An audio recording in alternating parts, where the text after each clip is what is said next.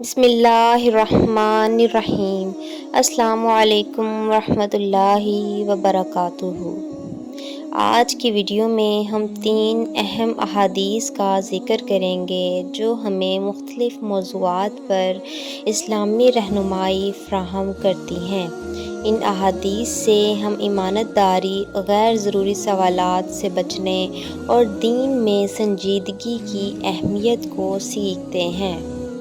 ایک شخص عمیر یا بلال نے رسول اللہ صلی اللہ علیہ وآلہ وسلم سے پڑی ہوئی چیز کے بارے میں دریافت کیا۔ آپ نے فرمایا اس کی بندھن پہچان لے، یا فرمایا کہ اس کا برتن اور تھیلی پہچان لے، پھر 1 سال تک اس کی شناخت کا اعلان کر، پھر اس کا مالک نہ ملے تو اس سے فائدہ اٹھاؤ، اور اگر اس کا مالک مل جائے تو اس کو سونپ دو۔ اس نے پوچھا کہ اچھا گمشدہ اونٹ کے بارے میں کیا حکم ہے؟ آپ کو اس قدر غصہ آ گیا کہ رخسار مبارک سرخ ہو گئے، یا راوی نے یہ کہا کہ آپ کا چہرہ سرخ ہو گیا۔ یہ سن کر آپ صلی اللہ علیہ وآلہ وسلم نے فرمایا تجھے اونٹ سے کیا واسطہ؟ اس کے ساتھ خود اس کی مشق ہے اور اس کے پاؤں کے سم ہیں، وہ خود پانی پر پہنچے گا اور خود ہی پی لے گا اور خود درخت پر چڑھے گا، لہٰذا اسے چھوڑ دو یہاں تک کہ اس کا مالک اس تک پہنچ جائے۔ اس نے کہا کہ اچھا گمشدہ بکری کے بارے میں کیا ارشاد ہے؟ آپ نے فرمایا وہ تیری ہے یا تیرے بھائی کی، ورنہ بھیڑیے کی غذا ہے۔ اس حدیث میں رسول اللہ صلی اللہ علیہ وآلہ وسلم نے گمشدہ اشیاء کے بارے میں اصولی رہنمائی فراہم کی ہے۔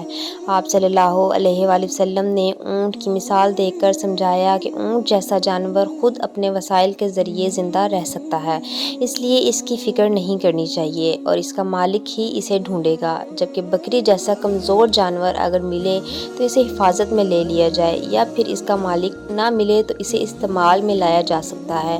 اس سے ہمیں امانت داری اور حقدار کو حق پہنچانے کی اہمیت معلوم ہوتی ہے۔ اسی طرح ایک اور حدیث بیان کرتی چلوں۔ رسول اللہ صلی اللہ علیہ وآلہ وسلم سے کچھ ایسی باتیں دریافت کی گئیں کہ آپ صلی اللہ علیہ وآلہ وسلم کو برا معلوم ہوا، اور جب اس قسم کے سوالات کی آپ صلی اللہ علیہ وآلہ وسلم پر بہت زیادتی کی گئی تو آپ کو غصہ آ گیا۔ پھر آپ صلی اللہ علیہ وآلہ وسلم نے لوگوں سے فرمایا اچھا اب مجھ سے جو چاہو پوچھو۔ تو ایک شخص نے دریافت کیا کہ میرا باپ کون ہے؟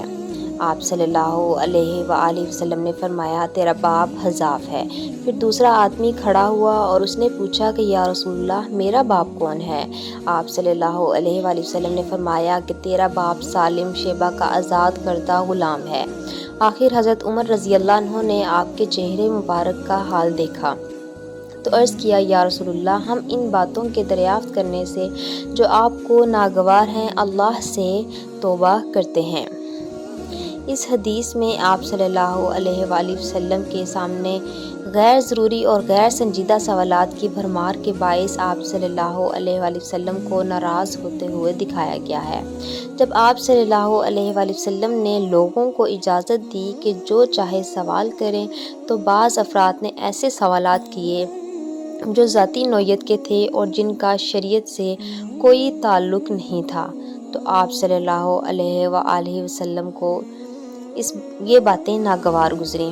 تو حضرت عمر رضی اللہ عنہ نے اس موقع پر رسول اللہ صلی اللہ علیہ وآلہ وسلم کی ناراضگی کو بھانپتے ہوئے فوراً اللہ سے توبہ کی اور آپ صلی اللہ علیہ وآلہ وسلم سے معذرت کی۔ اس حدیث سے ہمیں سیکھنے کو ملتا ہے کہ دین میں سنجیدگی اور اہمیت کے مطابق سوالات کرنے چاہیے اور غیر ضروری سوالات سے اجتناب کرنا چاہیے۔